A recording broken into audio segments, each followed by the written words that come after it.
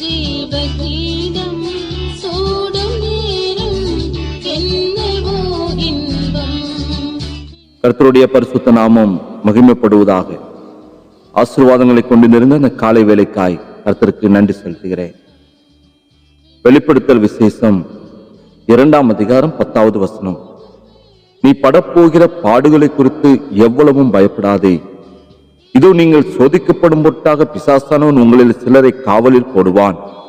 10 நாள் உபத்திரவப்படுவீர்கள். ஆகிலும் நீ மரண பரியந்தம் உண்மையாயிரு, அப்பொழுது ஜீவ கிரீடத்தை உனக்கு தருவேன் என்று சொல்லி கிறிஸ்துவுக்குள் அன்பான தேவனுடைய பிள்ளைகளை, பரிசுத்த வேதாகமத்தில் நாம் பார்க்கின்றதான பொழுது கர்த்தருடைய பிள்ளைகளுக்கு 5 விதமான கிரீடங்களை கர்த்தர் வைத்திருக்கிறார். அவைகளில் ஒன்று ஜீவ கிரீடமாகும். ஆண்டவருக்காக பலவிதமான உபத்திரவங்களையும் பாடுகளையும் சிறையிருப்புகளையும் அனுபவித்து தங்கள் ஜீவனையும் கோதுமை மணியாய் விதைத்து இரத்த சாட்சிகளாய் மரிக்கிறவர்களுக்காக கர்த்தர் வைத்திருக்கிறதான வெகுமதியாய் தான் ஜீவ கிரீடம் காணப்படுகிறது. வெளிப்படுத்தல் விசேஷத்திலே 7 சபைகளுக்கு கர்த்தர் தம்முடைய வார்த்தையை சொன்னதான அந்த நேரத்திலே 2 சபைகளை குறித்து கர்த்தர் எந்த விதமான குறைவென்றும் அவர் சொல்லவில்லை. அதில் ஒன்று சிமிர்னா சபையாகும்.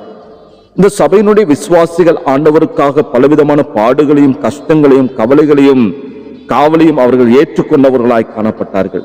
ஆகையால் கர்த்தர் அவர்களுக்கு ஜீவ கிரீடத்தை தருவேன் என்று சொல்லி வாக்கு தத்தம் பண்ணினார். ஆண்டவராக இயேசு கிறிஸ்து இந்த பூமிக்குரிய வாழ்க்கையிலே அவர் ஊழியத்திலே இருந்த பொழுது அவர் 3.5 வருடங்களும் அநேக பாடுகளையும் கஷ்டங்களையும் அவர் அனுபவித்தார்.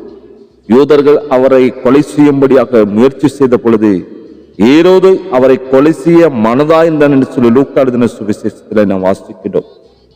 அவர் தம்முடைய ஊழியத்தினுடைய அந்த கடைசி நாட்களில் இந்த உலகத்தில் காணப்பட்டதான சகல விதமான மாணவ ஜாதிகளுக்காக அவருடைய ரட்சிப்புக்காக கல்வாரி சிலுவையில் அநேக பாடுகளையும் வேதனைகளையும் சகித்து தன் ஜீவனை கோதுமை மணியாய் அவர் விதைத்தார்.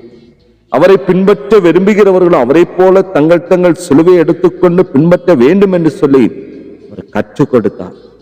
அப்போஸ்தலருடைய ஊழியத்தின் நாட்களில் நாம் பார்க்கிறதான பொழுது ஆண்டவராகிய இயேசு கிறிஸ்துவின் நாமத்தின் நிமித்தம் அவர்கள் அநேக உபத்திரவங்களையும் பாடுகளையும் அவர்கள் அனுபவித்தார்கள்.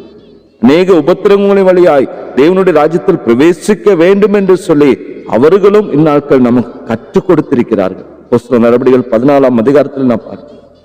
அவரோடு கூட பாடுகளை சகித்தால் அவரோடு கூட ஆளுகையும் செய்ய முடியும். நாம் அவரை மறுதலித்தால் அவர் நம்மை மறுதலிப்பார் என்று சொல்லி 2 தீமோத்தேயுவில் வாசிக்கிறோம். சிலுவை இல்லை என்று சொன்னால் சிங்காசனம் இல்லை என்பதை தேவஜனங்கள் ஒவ்வொரு நாட்களும் அறிந்து கொள்ள வேண்டும். எல்லா மிஷனரிமார்கள் ஆண்டவராக இயேசு கிறிஸ்துவினுடைய அந்த பாத சுவடுகளை பின்பற்றி தாங்கள் வாழ்ந்ததான சகல விதமான வசதி வாய்ப்புகளையும் எல்லா விதமான காரியங்களையும் விட்டு அவர்கள் நம்முடைய தேசத்திற்கு கடந்து வந்தார்கள். தங்கள் வசதியான வாழ்க்கையெல்லாம் விட்டு தங்கள் ஜீவனையும் பாராமல் நம்முடைய தேசத்துக்கு வந்து ஊழியம் செய்து கோதுமை மணியாய் தங்கள் ஜீவனை விதைத்தார்கள்.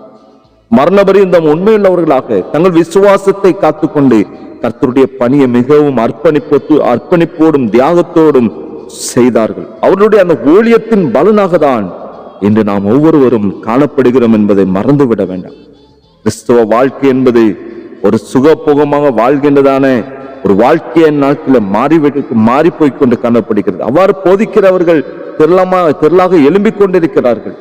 ஆண்டவருக்காக பாடுகளையும் கஷ்டங்களை ஏற்றுக்கொள்ள யாரும் நாட்களே விரும்புவது கிடையாது. ஆண்டவரை அறியாதவர்கள் ஆடம்பரமாக ஜீவிப்பது போலவே கர்த்தருடைய ஜனங்களும் ஊழியர்களும் நாட்களில் காணப்பட்டு கொண்டிருக்கிறார்கள். இயேசுவையும் அவருடைய சிலுவையின் பாதையும் மறந்து போய் காணப்படுகிறார்கள். கர்த்தருடைய பிள்ளைகளை, கர்த்தருக்காக உபத்திரவத்தையும் சோதனைகளையும் சகிக்கிறவர்களாய் நீங்கள் காணப்படுகிறது. சோதனையை சகிக்கிற மனுஷன் பாக்கியவான், அவன் உத்தமன் என்று விளங்கின பின்பு கர்த்தர் தம்மிடத்தில் அன்பு கோரியர்களுக்கு வாக்குத்தத்தம் பண்ணின ஜீவ கிரீடத்தை பெறுவான் என்று சொல்லி யாக்கோபு 1:12 வாசிக்கிறோம். அப்படிப்பட்ட வார்த்தைகளை கர்த்தர் நமக்கு தந்திருக்கிறார். அதனால் அவரிடத்தில் அன்பு கூறுகிற உங்களுக்கு ஜீவ கிரீடத்தை தந்து உங்களை மகிழ பண்ணுகிற தேவன். ஆகையால் உற்சாக மனதோடு கர்த்தரை பின்பற்றுங்கள், உண்மையாக அவரை சேவியுங்கள். அப்பொழுது நிச்சயமாய் கர்த்தர் உங்களுக்கு வைத்திருக்கிற ஜீவ கிரீடத்தை நிச்சயம் கர்த்தர் உங்களுக்கு தருவார். கர்த்ததாமே உங்களை ஒவ்வொருவரையும் ஆசீர்வதிப்பாராக. ஜெபிக்கலாமா? நேசிக்கிற அன்பின் பிதாவே, ஆசீர்வாதங்களை கொண்டு இருந்த அந்த காலை பொழுதுக்காக நன்றி செலுத்துகிறார். நம்முடைய வார்த்தையின் மூலமா நீர் எங்களோடு கூட பேசுனீங்க. உனக்கு நன்றி செலுத்துகிறோம். மரண பரியந்தம் நீ உண்மையாயிரு, அப்பொழுது ஜீவ கிரீடத்தை உனக்கு தருவேன் என்ற வார்த்தையின்படி தகப்பனே, இந்த பூமிக்குரிய வாழ்க்கையில வாழ்ந்து கொண்டிருக்கிற நாம் ஒவ்வொருவரும் நாங்கள் உமக்கு பிரியமாய் வாழ உண்மையாக இருந்து உண்மை பின்பற்றி கர்த்தாவே நீர் கற்றுக் கொடுத்தது போல சிலுவையை எடுத்துக்கொண்டு உண்மை பின்பற்றி கடந்து வர யாவருக்கு அப்படிப்பட்ட நல்ல இருதயத்தை நல்ல மனதை என் தேவன் யாவருக்கும் கொடுப்பீராக. அப்படி செய்கிறதான பொழுது எங்களுக்கு ஜீவ கிரீடத்தை தருகிறப்பா, அதை பெற்றுக்கொள்ள வாஞ்சியுள்ளவர்களாய் விருப்பமுள்ளவர்களாய் கர்த்தாவே உமக்கு நேராக அந்த கல்வாரி சிலுவைக்கு நேராக பயணிக்க யாவருக்கு கிருபை கொடுப்பீராக. ஆசீர்வதிங்க. இயேசுவின் நாமத்தில் ஜெபிக்கிற நல்ல பிதா. ஆமென். ஆமென்.